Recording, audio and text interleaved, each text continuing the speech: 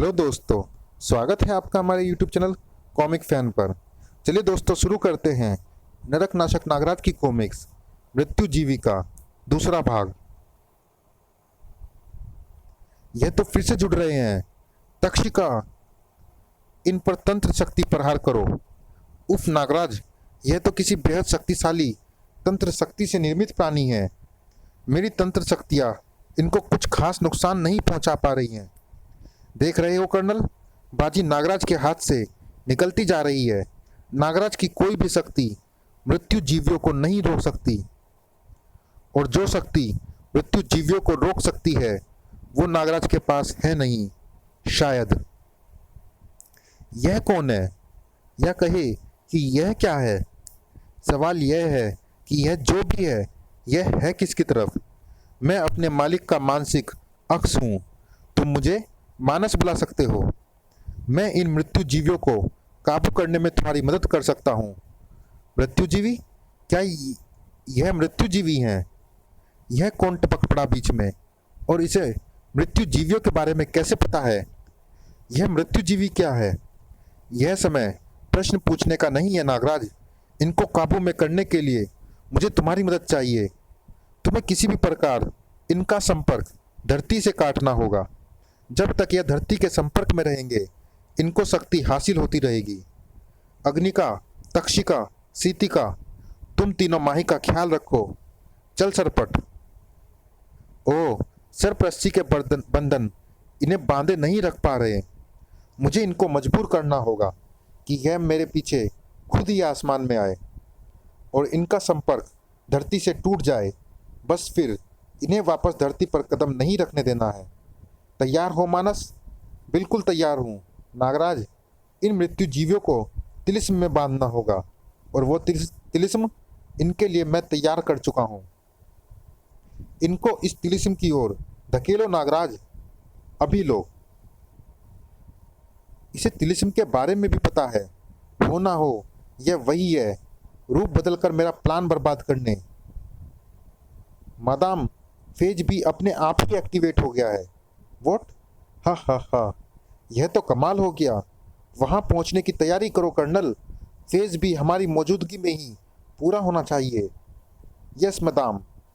नागराज, आखिर तुमने उन दोनों शैतानों को काबू कर ही लिया।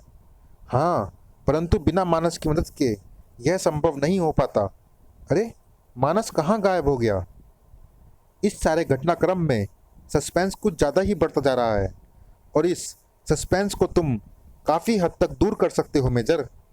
हम सबके लिए मृत्यु जीवी शब्द नया था, परंतु मानस के मुंह से यह शब्द सुनने के बाद सबसे ज़्यादा तुम ही चौंके थे। तुम्हारे सवालों का जवाब फ़ोन पर मौजूद शख्स बेहतर ढंग से दे सकता है।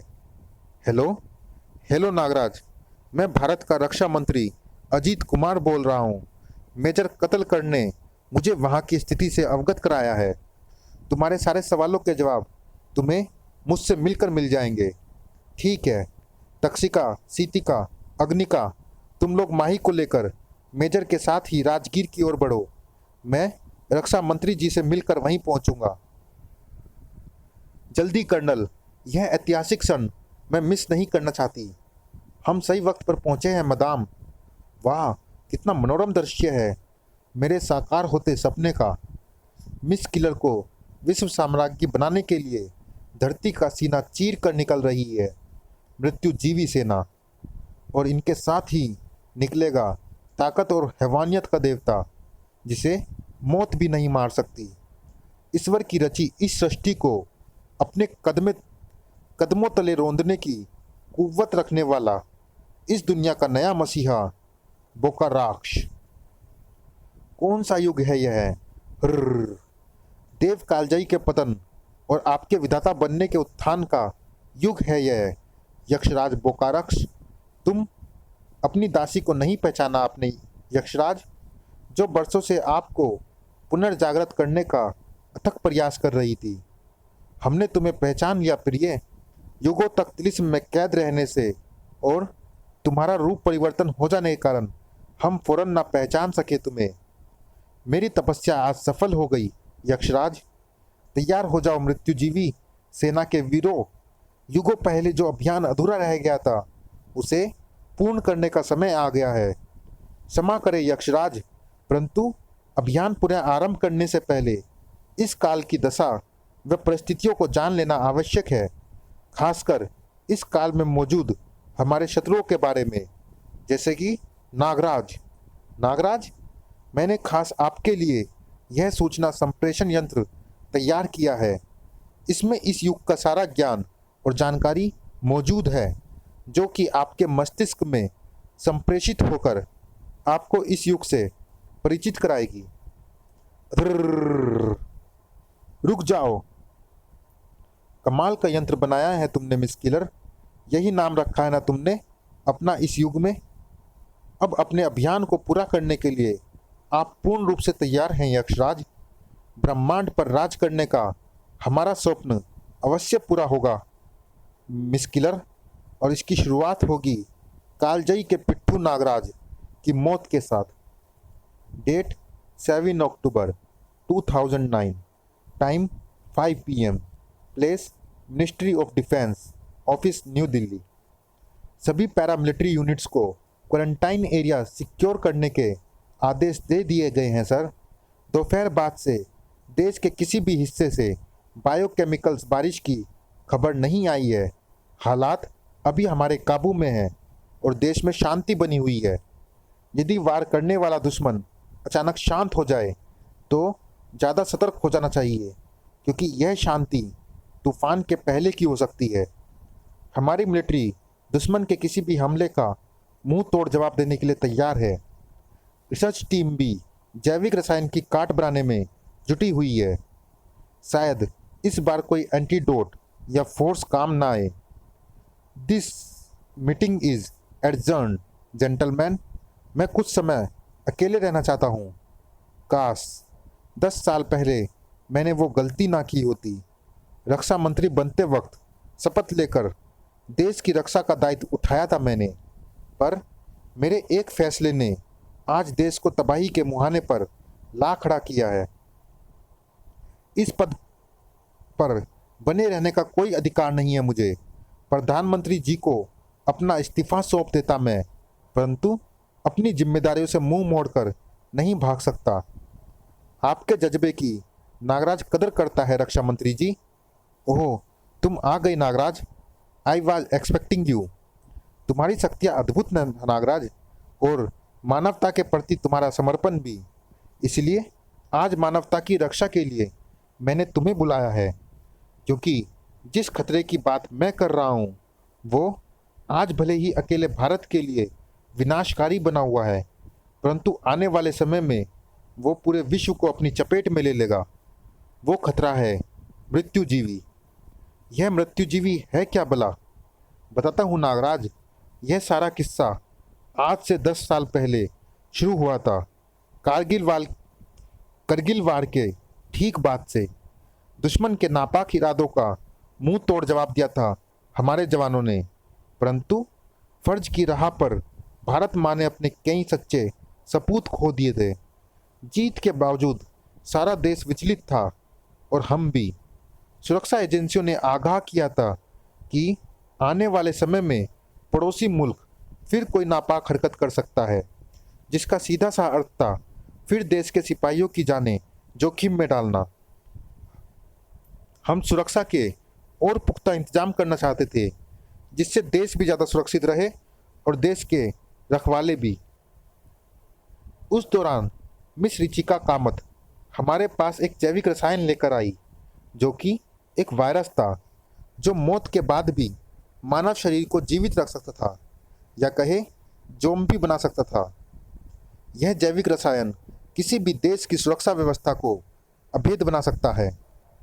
Are you out of your mind miss Kamat? यह जैविक रसायन तो खुद ही मानवता के लिए खतरा है, लेकिन उसकी बात में दम था। देश की जेलों में मौत की सजा पाए सैकड़ों कैदी की रोटियां तोड़ रहे हैं। यदि मरने के बाद उन्हें ही देश का सिपाही बना दिया जाए तो? प्रश्न देश की सुरक्षा और जवानों की बहुमूल्य जिंदगी का था। मैंने प्रोजेक्ट के लिए हामी भर दी। बेहद गोपनीय तरीके से के रिसर्च सेंटर में प्रोजेक्ट शुरू किया गया। मौत की सज़ा पाए मुजरिमों की मौत के बाद उनके शरीर को उस जैविक रसायन से इन्फेक्टेड कर उन्हें एक कमांड गैजेट से कंट्रोल किया जाना था। 5 लोगों की टीम गठित की गई, जिसमें रिचिका कामत और उसके असिस्टेंट थॉमस विलियम के साथ देश के प्रख्यात जीव वैज्ञानिक प्रोफेसर इलिया रामराजन, उनकी बेटी डॉक्टर गीता रामराजन और मेजर कतलकर शामिल थे। प्रोजेक्ट के मध्य में ही एमके रिसर्च सेंटर में हुए भीषण विस्फोट में प्रोफेसर और उनकी बेटी मारे गए। गीता का तो शव भी नहीं मिला। प्रणाम। उस विस्फोट में रिचिका कामत का क्या हुआ किसी को नहीं पता। प्रोजेक्ट के बारे में जानने वाले सिर्फ 3 ही लोग मौजूद थे, मैं, विलियम और मेजर कतलकर। हमने प्रोजेक्ट को ठंडे बस्ते में डालकर इसके बारे में भूल जाने में ही भलाई समझी। आज जब जैविक रासायनिक बारिश और मेजर कतलकर द्वारा मृत्यु जीवियों का पता चला तो मैं समझ गया कि इन सब के पीछे रिचिका कामत ही है। परंतु जिन 2 मृत्यु जीवियों ने मुझ पर हमला किया था वो इंसान नहीं थे। जेनेटिक म्यूटेशन से शायद उसने मृत्यु जीवियों की शारीरिक संरचना बदल दी होगी, परंतु इस सारे विनाश के पीछे रिचिका कामत उर्फ मिस किलर का मकसद क्या है? मकसद कुछ भी हो, यदि मृत्यु जीवी अस्तित्व में आ चुके हैं तो मानवता के अस्तित्व को मिटने से बचाना अगर नामुमकिन नहीं तो नामुमकिन से कम भी नहीं। हमारे पास आगे बढ़ने के लिए अभी भी एक रास्ता है सर। मिस किलर ने भारी तादाद में लोगों को यूं ही इन्फेक्ट नहीं कराया। शायद यह उसकी चाल थी।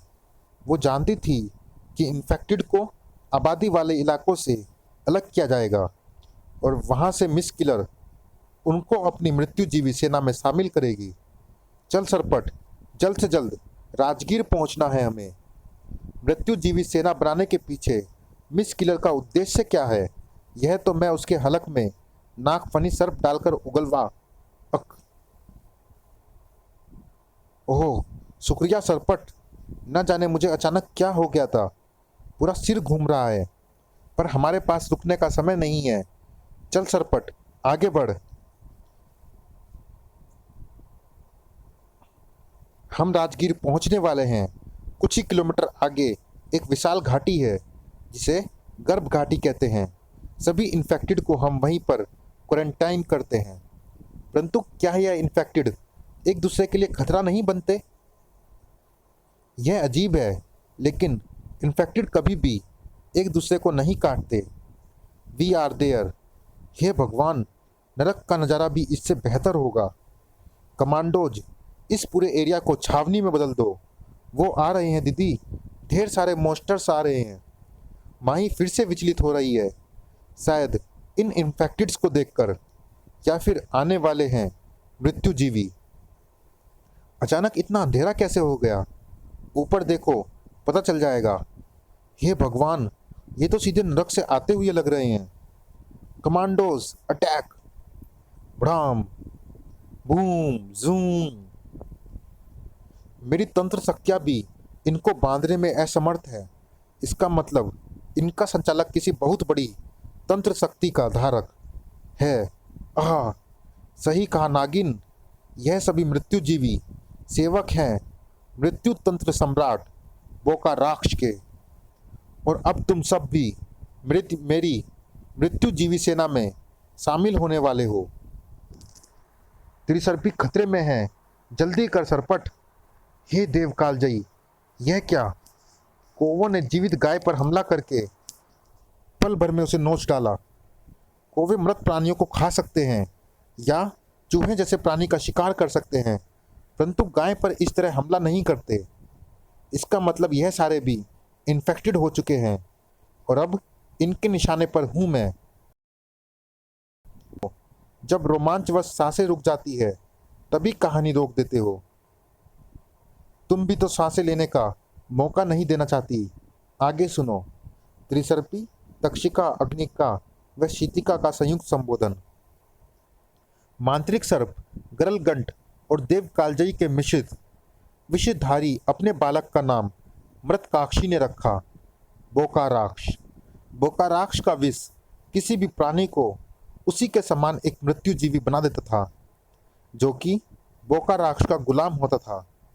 इस तरह तैयार हुई बोकाराक्ष की अविजयी मृत्युजीवी सेना दैत्य, राक्षस, दानव, मानव सभी के साम्राज्यों पर मृत्युजीवी हमला करते, या तो वो शत्रु को मारकर अपना आहार बना लेते थे या फिर उसे भी मृत्युजीवी बना देते थे। पृथ्वी पर मृत्युजीवी बढ़ते जा रहे थे और साथ में बोकाराक्ष का साम्राज्य और शक्तियाँ। पूरी सृष्टि में यदि बोकाराक्ष किसी के कहने पर चलता था तो वो थी उसकी माँ मृतकाक्षी। गरलगंट से अपने अपमान का बदला लेने का समय आ चुका था, परंतु उससे पहले मृतकाक्षी देवताओं को भी अपने अधीन करना चाहती थी। मृतकाक्षी के उकसाने पर बोकाराक्ष ने अपनी मृत्युजीवी सेना के साथ स्वर्ग पर आक्रमण कर दिया। इंद्र व बाकी देवता मृत्युजीवियों की सेना का मुकाबला करने में सक्षम नहीं थे। स्वर्ग पर बोकाराक्ष का आधिपत्य होने वाला था, परंतु तभी घटित हो गई वो युद्ध निर्णायक घटना। देवताओं की रक्षा के लिए यम ने नरकाग्नि का प्रहार मृत्युजीवी सेना पर किया और मृत्युजीवियों के शरीर नरकाग्नि में जलकर भस्म हो गए। बाजी पलट गई। बोकाराक्ष अपने बचे सैनिकों के साथ भाग निकला। बोकाराक्ष समझ गया कि यद्यपि उसके और मृत्युजीवियों के शरीर में प्राण ऊर्जा नहीं है, उन्हें मारा नहीं जा सकता, परंतु उनके शरीर नश्वर हैं। नरकाग्नि उनके शरीर को जलाकर भस्म कर सकती थी। बोकाराक्ष को यम की शक्ति का तोड़ चाहिए था और वो तोड़ उसे देने आई स्वर्ग की अप्सरा मनमोहिनी वृचिका। ठहरो, जरा पानी पी लूं, तुम सच में बहुत दुष्ट हो। मामला एकदम फिट है मैदाम, अब इंतजार किसका है? नागराज का। हमारे सारे मंसूबों पर अगर कोई पानी फेर सकता है तो वो है नागराज। बस एक बार नागराज काबू में आ जाए, फिर तो ब्रह्मांड का विधाता बनना तय है। टेक्नो टीम को तैयार रहने का आदेश दे दो तो कर्नल। कीड़े मकोड़े जैसे मानवों की सृष्टि बनाई है तुम्हारे विधाता ने, परंतु इस सृष्टि की संरचना बदल देगा बोकाराक्ष। समस्त ब्रह्मांड को प्राण शक्ति से विहीन कर बना देगा मृत्युजीवी, वो प्राणी जिन्हें मौत भी नहीं मार सकती, जो बोकाराक्ष को अपना विधाता मानेंगे। यक्ष, दैत्य, दानव, देव सभी महाशक्तियाँ काल का ग्रास बन गई। यह सृष्टि अब मानव व इच्छाधारी नाग चला रहे हैं और दोनों ही मृत्युशील है। अब तुम सब मृत्युशील प्राणियों को मैं मृत्युजीवी बनाकर कालजयी की शक्ति को चुनौती दूंगा। एक बार पहले भी तू यह मूर्खता कर चुका है, परंतु अपने हश्र से कोई सबक ना लिया तूने। तिलिस्मा, तू अब तक जीवित है। मैं जीवित प्राणी नहीं, अपने स्वामी का मानस रूप हूँ। पिछली बार मुझे तेरी शक्तियों का आभास नहीं था, इसलिए तू अपनी चाल चल गया, परंतु इस बार बोकाराक्ष तेरी एक नहीं चलने देगा। यह तो वही है। फिर बीच में टांग अड़ाने टपक पड़ा। जब तक यह सहशरीर सामने नहीं आता कुछ नहीं किया जा सकता। मैंने कहा ना, मैं जीवित शरीर नहीं मानस रूप हूँ। तेरी शक्तियाँ मेरा कुछ नहीं बिगाड़ सकती, पर मैं तेरा बहुत कुछ बिगाड़ सकता हूँ। दो पुराने दुश्मन आपस में टकरा रहे थे। चलिए दोस्तों, इस भाग में इतना ही। ये रोमांचक कॉमिक्स जारी है अगले भाग में भी। मिलते हैं इसी कॉमिक्स के अगले भाग में। तब तक के लिए धन्यवाद।